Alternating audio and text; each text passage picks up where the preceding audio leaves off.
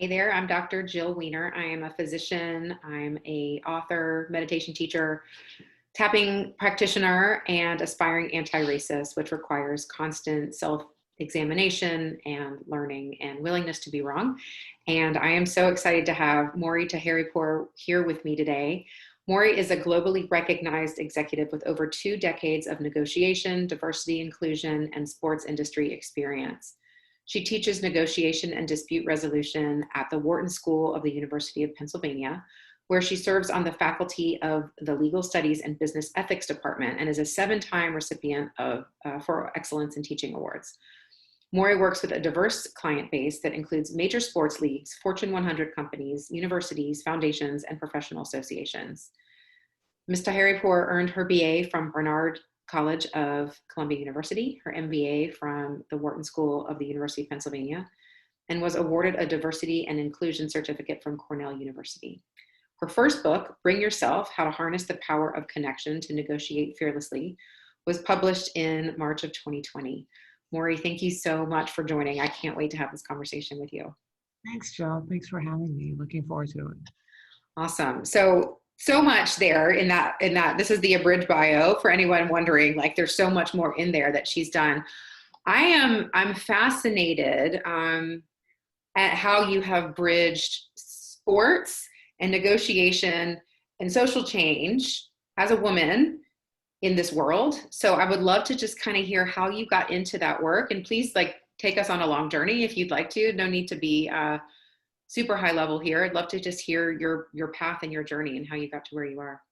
So I wish I could tell you it was an intentional journey. It was not. The only thing probably intentional about it was the very first part of my career, where shortly after college, I went into the public health space. I had thought, well, my parents thought that I should be a doctor, and I realized that I didn't want to be a doctor, but it was a big realization. I just wish I had done it while I was still in college, but that's a whole other story for another time. But I was very drawn to sort of social impact, and had worked interning for St. Luke's Roosevelt Hospital in New York, specifically in the sickle cell unit, where we saw a lot of hard to reach populations, people with severe pain, and people who didn't necessarily have a lot of information on the outside about their disease, but then part of our work was really to educate them, provide the services with empathy, with care, because again, there's so much pain associated with the disease. And right about that time, we also started to see patients who had been potentially exposed to HIV because they got transfusions for sickle cell. And so that was it was jarring for me at such a young age to see these patients who are already struggling, and then now you're sending them a letter basically that says, hey, we must see you because you may have been exposed. And I was also planning to leave New York around that time. My whole family had moved to California. So when I moved to California, I thought, the HIV/AIDS work was something I just wanted to learn more about.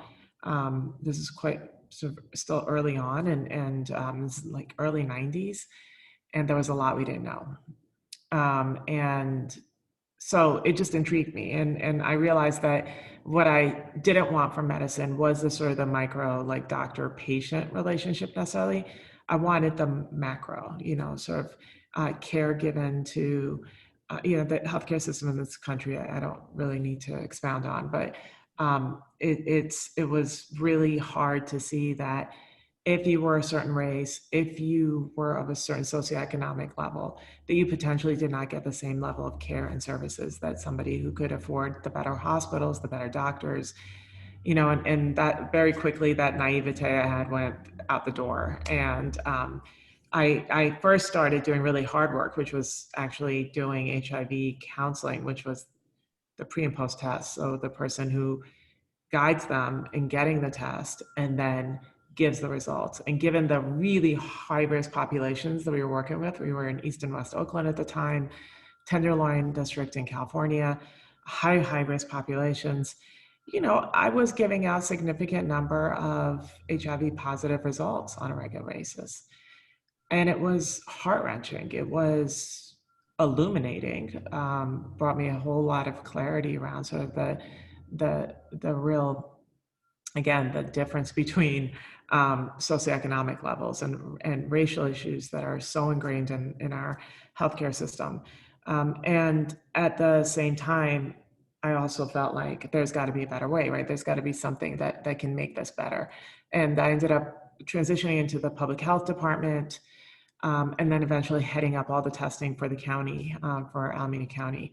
And so that education just kept getting sort of broader and broader. Like, this wasn't just a town that this was happening to, but this is sort of the population at large.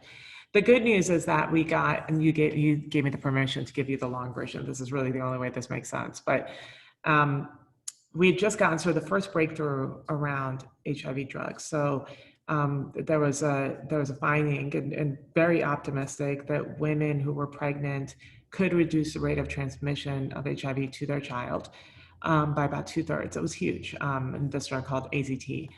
And the notion of having such a breakthrough and sort of optimistic finding about after years of not having anything is really exciting. But now the confounding effect, though, is that, again, if you're of a certain race, if you are of a certain socioeconomic status, you may not even be offered an HIV test. So, you won't have the benefits of having access to such a promising drug.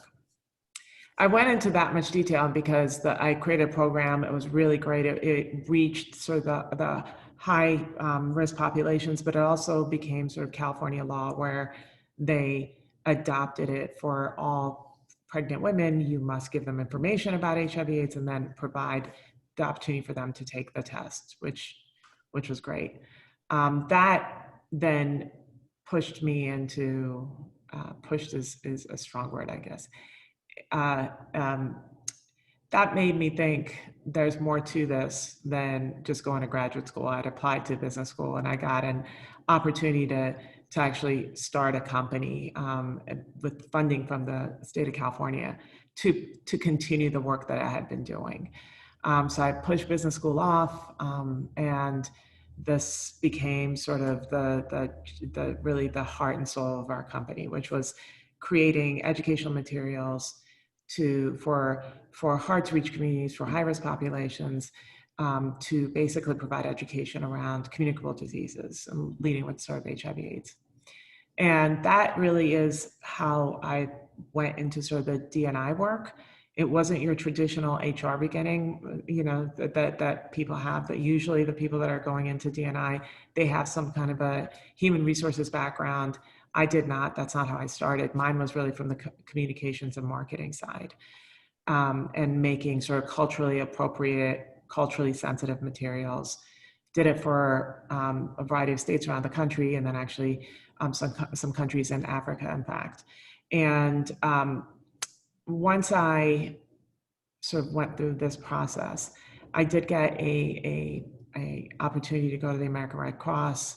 I was a business owner. I was an entrepreneur. I was like, I don't necessarily want to go and do any work besides running my company right now. And it was for basically the head of corporate diversity of the American Red Cross nationally. And I was like, no, I'm good. All right. I'm in California running my business.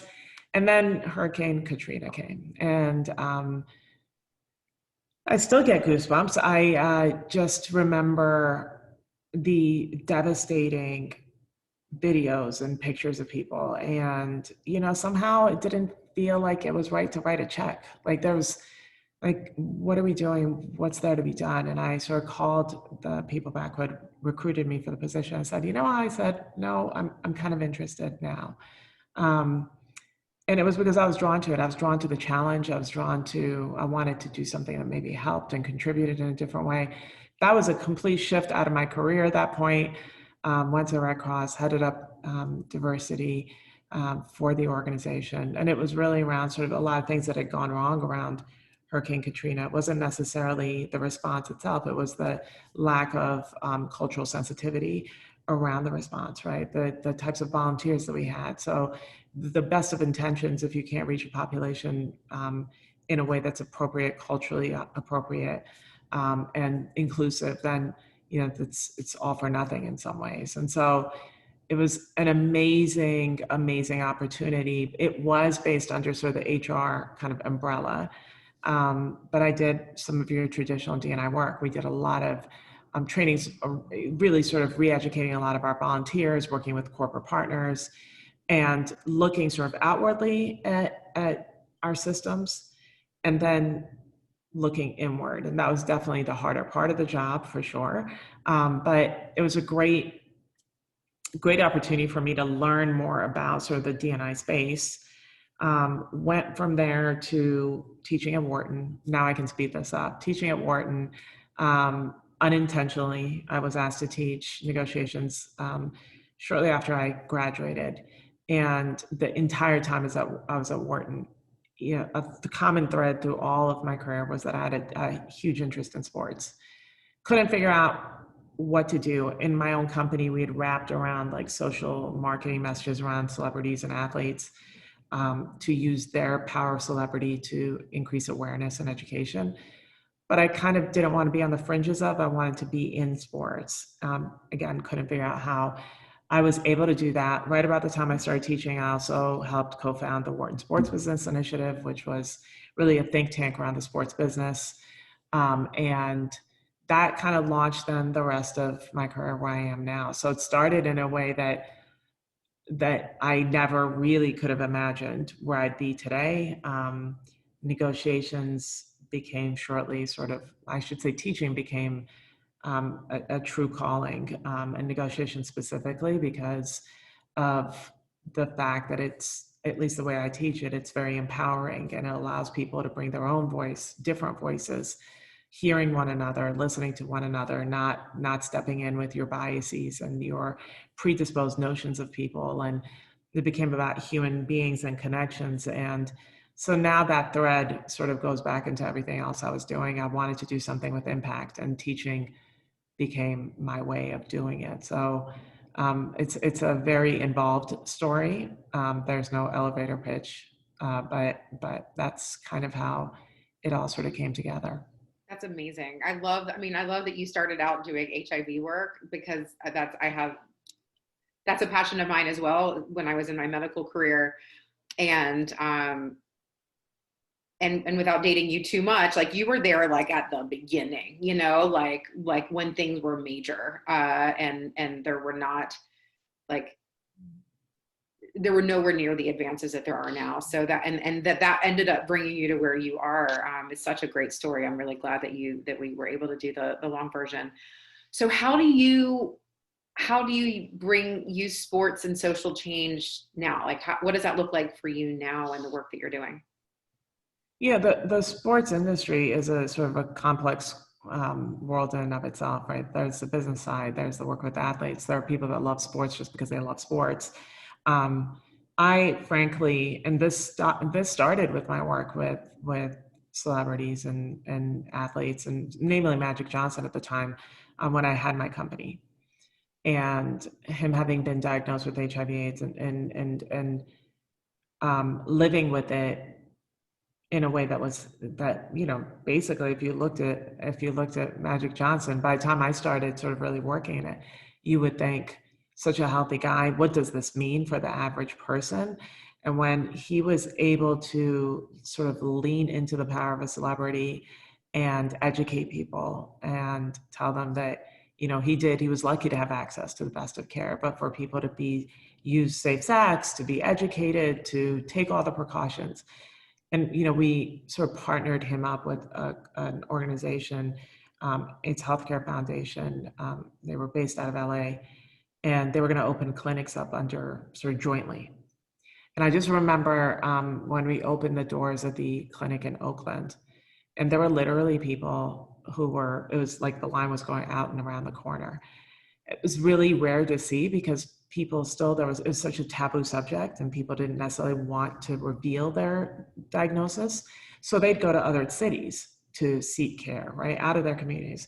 But here were all these people, as if none of that they were so excited to actually see him that all those fears and the things that sort of held them back drew them into seek care. That was so powerful.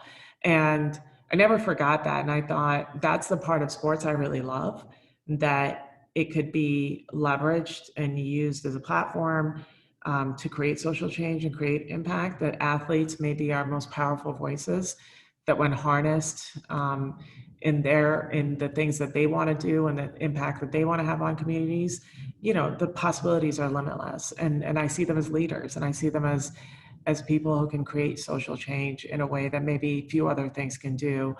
And that's how I really sort of found kind of my niche in sports. I've done a lot of athlete education work, and really sort of to engage them while they're actually still active, and then helping them transition out of the sport and educating them. And I find them even more remarkable today than when I first started. And really, it's been such a privilege because they are curious. I shouldn't say they, because that's a huge generalization, but the athletes that I've worked with, and I've worked with many, are intellectually curious, are committed to their communities. They never really forget where they come from and who they want to support and help. And when they are educated, when they do receive the information about the causes that they're really passionate about, then they lean all the way in. And I like I said, I'm still sort of taken back by that, and it's been a huge inspiration and privilege, because I've been able to do all this work and again find sort of the links that lets me do it. Are you like solo lady about, like, do you work for I know you're a teacher at Wharton, but like, or a professor at Wharton, but are you an independent I entity? am. Okay. All This is right. all the one woman show. I love it. I love it. For a bunch of different clients. My most sort of long term and the part of my life that takes up the most space is the negotiations work I do, namely for Goldman Sachs Foundation. I teach in their 10,000 small business program, and really sort of communicating sort of negotiation skills and teaching negotiation skills to their small business owners and entrepreneurs under their foundation arm.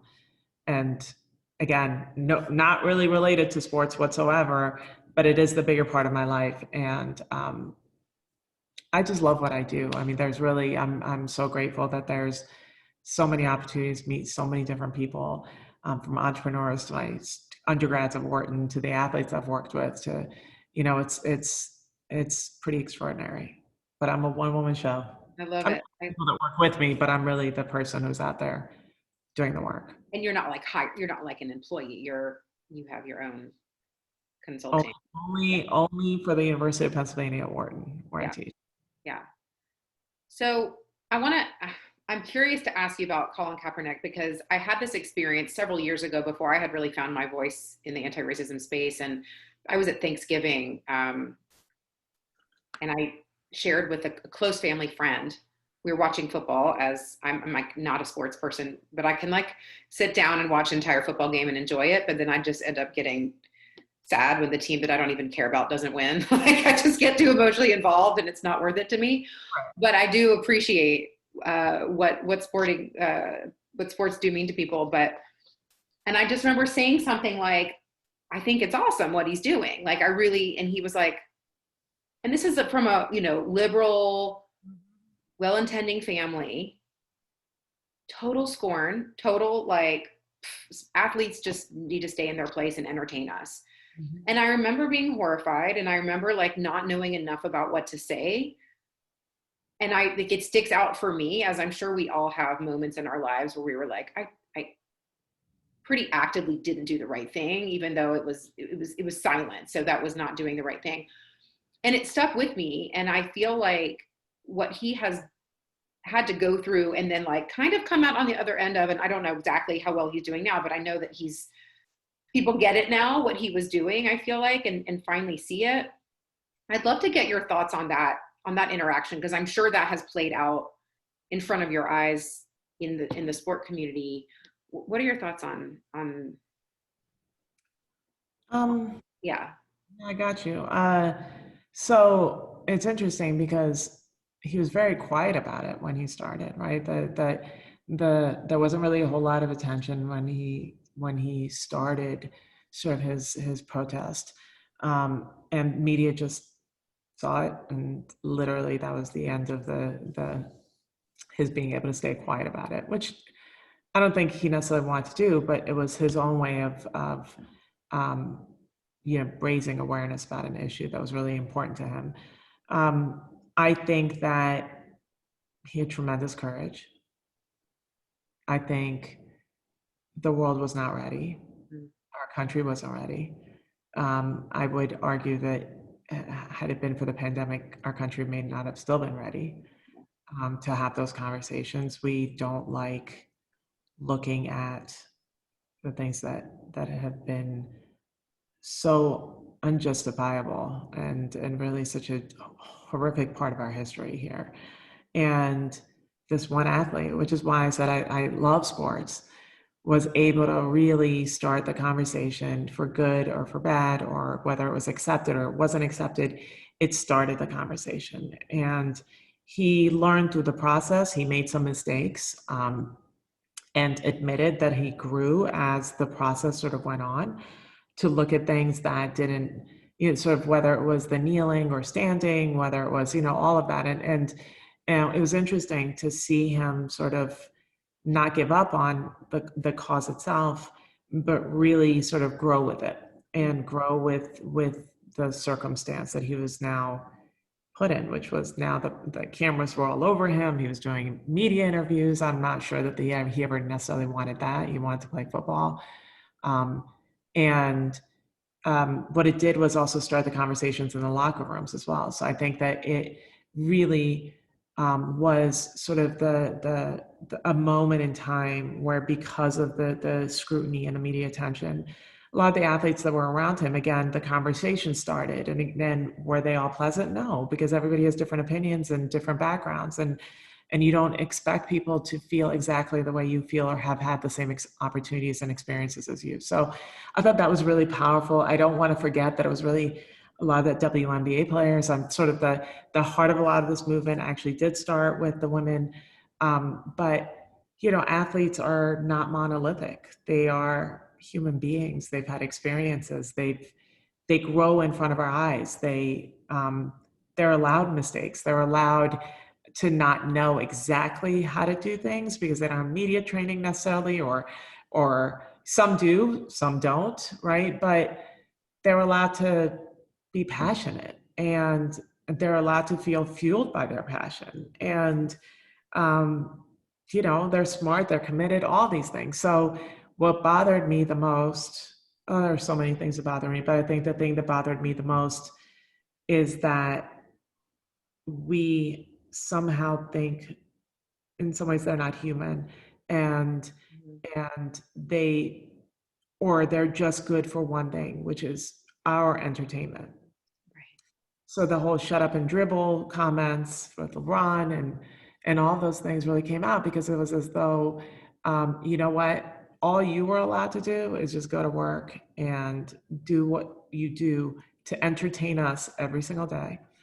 And if you bring any of that other stuff that I don't want to hear about, maybe because it's I don't want to see the truth, or maybe because sports is a way for me to get away from everything, and here you're reminding me of those things again, who are we to say? And I thought he was just so courageous for continuing to say, even when media, even when people wanted to mix up the message, and not put the focus exactly where he wanted on, which was not, he was not against the flag.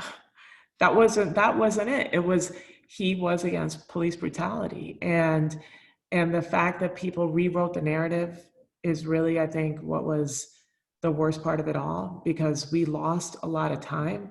And then it took George Floyd's murder for us to be like, oh, oh, there was a thing, right? Oh, there is a thing. Like, oh, there's Black people are getting killed for no reason. Oh my God. And it's because people were at home and it was the pandemic. And now you cannot escape the truth. Now, for whether you want it or not, it's right there staring at you and say, look at me, I'm not going away. And this is a problem. So again, very long answer. I think that he certainly was a catalyst. Whether he plays again or not, whether I'm frankly don't even really want to engage in that conversation anymore, because I feel like Colin Kaepernick, he was an extraordinary football player. His legacy will be what he has done since, Yeah. and that's, to me, priceless. I mean, the thing he will be remembered for is being a catalyst for social change and doing so relentlessly. And I think that speaks to the power of him, not just as an athlete, but as a man. Thank you for that insight. And as a person who does not know a lot about sports, I don't actually know about that much of the fallout, except the nasty, you know, the nasty things that we don't even need to go into because you've already covered them so well. So so are athletes like, I want to speak up, I want to like find my voice, and they call you, or how do you get like pulled into that? It's so interesting. I actually haven't done a lot of this social justice work. Like, a lot of the work that I've done has been just really sort of like business education and things like that. Okay. And I've Okay. done some philanthropy work early on, but as of late, not really. So I've been almost on the sidelines watching all this happen myself, but the leagues have been very committed to it in their own way. And even a sport I never thought would move on this issue and make progress was NASCAR, and they became really engaged. So everything I'm talking about is almost like, I don't, I've watched with pride from the sidelines, and happy to see that the movement has not gone away. Happy to see that athletes today feel increasingly empowered. And it's not just social justice issues. It's like I'm hoping the notion of you are more than just an athlete, that they look at business investments that way, that they hopefully can buy teams and be team owners so they can change the culture of their organizations. And there's a lot of sort of that, if you want to talk about diversity and equity and inclusion, there's a lot of work to be done in sport. But I'm hopeful. I see the NFL and all the work that and that I've been engaged in was really sort of the women who we now see in non-traditional roles in coaching and scouting and officiating. I mean, talk about being proud. Like, it's incredible, but we need more sort of representation from a race perspective. And there's so much work. But in some ways, the social change issue, and again, going back to WNBA and then Colin Kaepernick and all that, I think gave power to the voice. And that then will hopefully evolve rather than sort of disappear, because they are committed, and their voice speaks very loudly. So it's great to see that. It's beautiful to see. Yeah. I'd love to talk about your book, because before we got on our call, you were talking about how your book and negotiation and social change all kind of come together. And as a person who's not in business, I wouldn't be like initially like, oh yeah, negotiations and social justice work, absolutely. So I would love to hear from you, and please like plug your book all over the place here. I want to hear all about it and tell our listeners about it. What it is that you're bringing to the space, and how it all ties in. I'm so fascinated. Yeah. So you are not the only one confused. Most people are like, huh? So, the book, and it's called Bring Yourself: How to Harness the Power of Connection to Negotiate Fearlessly. I wrote because I wanted a different story to be told about negotiations, that negotiations don't have to be combative or aggressive, that through empathy and understanding and listening and presence and mindfulness, which I know you know more than enough about, that's how we build really sort of enduring and important human connections. And that, in fact, is at the heart of great negotiations, right? It's, if you stop thinking about it as a short-term transaction, but rather as sort of the soundtrack of our lives, we're negotiating all the time, then the power of connection is so much more important. And if you are listening more, if you're present, if you're mindful, not only do you see someone, but you are able to make better decisions, and you're maybe able to get past your biases and the things that have held you back from making better decisions, because you've gone in with your mind already made up. So this is all about learning and understanding and having conversations and doing collaborative problem solving. And to me, that's the elegance of negotiations. That's the power of negotiations. I wanted the book to empower people. I wanted a lot of people, a lot of my students are not combative, are not comfortable being aggressive, are not, if given the choice, they value relationships and they want to lead with their values. And even for those who are more aggressive, that doesn't mean that they have to treat people badly. It's just that they can be really focused on their outcomes and their goals. But I wanted to sort of infuse humanity into this process and empower everybody to feel like they could be great negotiators. That being said, a very big part of my book is about, first of all, connecting with yourself and showing up authentically and knowing your own value, which really is sort of the essence of when we talk about sort of D&I. Is to know your value is then having the right to show up and having the ability to express your voice and the opportunity to be included and have a seat at the table, and to do so with confidence. So there's that element of it. And then the power of storytelling, so telling your story. So that's how you can educate people who don't know somebody who looks like you, who don't know your background, who don't know. So that's the great negotiator is in fact the storyteller, the person who doesn't hold back from expressing their values and standing in them and really being true to their convictions. And then the book goes on. The second half of the book really is focused on and how you do this well with your counterparts or even yourself. And it's all about sort of mindfulness and presence and empathy, and noticing people and seeing people and connecting with people. And that's really I think the part of inclusion that if we focus on really from a company level to a person to person level, then what it's really saying is don't be afraid that you're not agreeing. Don't be afraid that your voice is different than somebody else's. But there's a way to navigate these differences so that you're both coming out of this, maybe not with exactly what you wanted, but maybe something better, maybe something different, maybe this notion of having the ability to speak up, even if it creates conflict in the room and there's people that disagree, then those conflicts and those disagreements are the things that actually move people forward. It's like the conversation we were having before. Things are not difficult. Things are not always easy.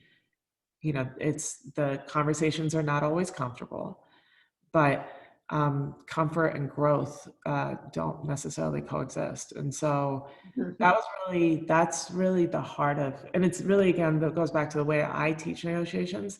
I just think we all need a little bit more humanity and compassion. I think we need to hear each other before making our minds up about people. And I just didn't see us going in that direction, certainly over the past few years. And it was my way of saying, there's another way, by the way, right? There's another way to look at negotiations. And I just wanted to reframe it for people. But that's how I see the two things really connecting. That's beautiful. And your book came out at COVID, day zero, basically, March 2020. Possible time. Like Amazon was not delivering. So that's, Oh, wow. Yeah. So okay. Can I ask you like a how would you handle a situation? Sure. I mean, okay. So your, family member, friend, someone is on that side of the political spectrum and you're on this side of the political spectrum and you're like at dinner or you're trying to have a conversation or you're at a friend's wedding or something or on Facebook. What's your advice for, without giving away all your secrets because everyone needs to go buy your book, but how do you use empathy in that situation when there's so much like staunch, I'm staying in my spot and not moving? And how do you maybe recognize when someone's not going to move and then you move on? So the very last chapter of my book seems like a total departure from the rest of the book, but it's in fact connected. But it's called "How Negotiations Can Save Democracy." Ooh. And the reason for my editors, for myself, that why this was so important, I thought, to be a part of this book, was because of the inability for us to have these sort of political conversations, particularly over, the last 5, 6, 7 years. And it got worse and worse and worse, and it's gotten worse and worse and worse. And I thought that it was important to talk about, we can't break up all of our relationships. We can't ignore everybody who doesn't agree with us. We can't, that can't be the way, right? At least not the first way. And again, hard things are just hard, right? So when you have family members, when you have friends, which I've had, who wholeheartedly disagree with you, let's say, as it relates to politics, I think there are several things that you do that you would do with any negotiations, right? You understand your own boundaries. You understand your own values and how to communicate those things. You have to know that because your opinion is different, this is the hard part, we are not always right about everything, right? Nobody wants to admit that, but I certainly am not right about everything, right? Right? But it was really hard to say that to yourself because of I think the emotionality of these conversations. Now, I say that and I don't attest to the fact that I could have done all these things well myself. The conversations were charged. And there was right from wrong. I mean, just truthfully, that's what it was. And I think part of it is that when facts became not what they were, but imagined, right? Right. Or came from sources that were not necessarily verifiable. I think that threw the biggest wrench in everything that I teach, because it's harder to argue against things that are not true. And so like debates are usually like, I'll bring my set of facts, you bring your set of facts, I've done my research, you do your research, and then we're debating that, right? And maybe could come to a place where we agree to disagree, but then we've done that based on reality. That changed everything. So now let's go back to what you do. So I think that there are definitely conversations that I had where I walked away and I certainly better understood why people had made, let's say, their voting decisions, right? And the reason why that happened was because it came from a place of education and not the espousing of all the values of their political party necessarily, right? So I could understand. Um, and then there were times where there were conversations that I'm like, I can't, like my values don't allow me to understand. And before I go to that place, I'm just going to cut this off, right? Because there is no place for me to feel like I'm getting better educated.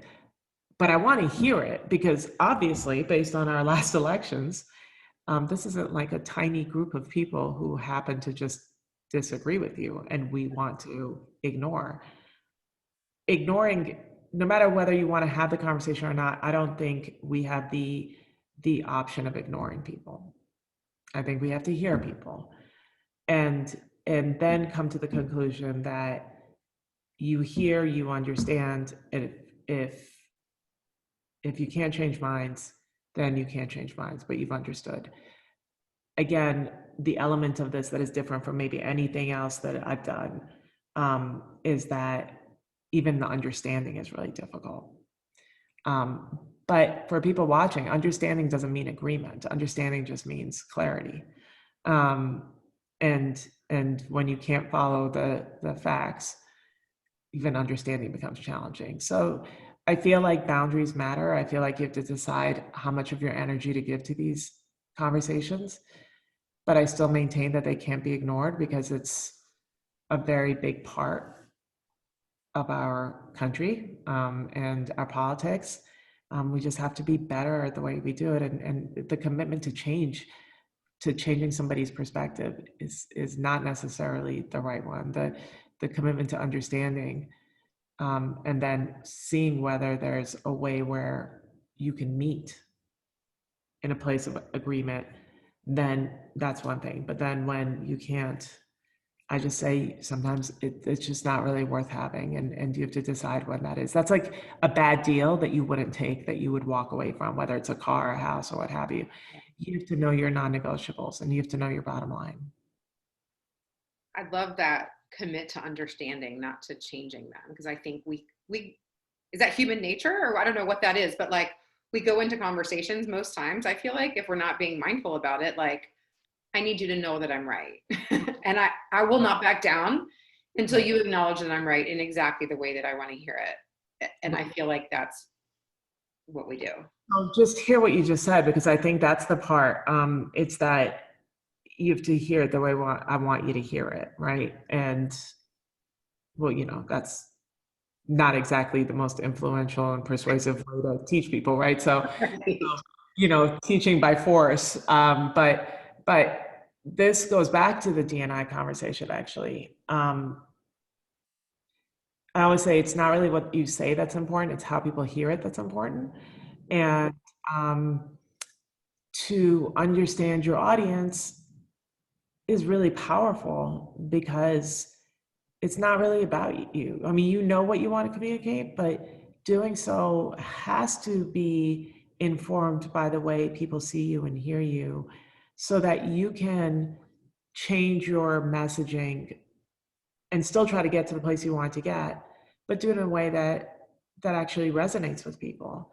That's empathy, right? To better understand where they've come from, to better understand their life experiences, to better understand how you can actually connect this message to them is powerful. You can't force somebody to think like you, right? So there's a lot of work to be done, and it's really involves getting outside of yourself. And this is what I mean by seeing people and really being focused, um, and not judging what you think their philosophy and their experiences are, but really hearing them, because then you can actually maybe create a better way of communicating with them. And everybody's different, everybody hears differently. So that's really the key is, no, you can't, I mean, I guess you could force somebody, but that's not exactly how you create change, sustainable change. But you really are committed to being curious, Mhm. and empathetic. I love that. It makes so much sense, and it's so very different from the. It's like allowing a more feminine energy to a space that's very generally toxic masculine energy. Um, and so I'm curious, because you're sort of nodding and smiling. I'm curious to get your reaction to that. Absolutely. I mean, I think that um, it's funny, because a lot of gender negotiation conversations are, oh, women don't negotiate as effectively as men, or what have you. There's always sort of a deficit, conversation about a deficit, or how we have to show up, or how different we have to be, and what we have to do, and don't smile too much, don't frown too much, all that. And if you really look at the characteristics that make up a successful negotiations, is actually the qualities with which women lead oftentimes, right? So again, collaborative problem solving, um, having emotional intelligence, valuing relationships, leaning into sort of ethics, and the importance of that in a conversation.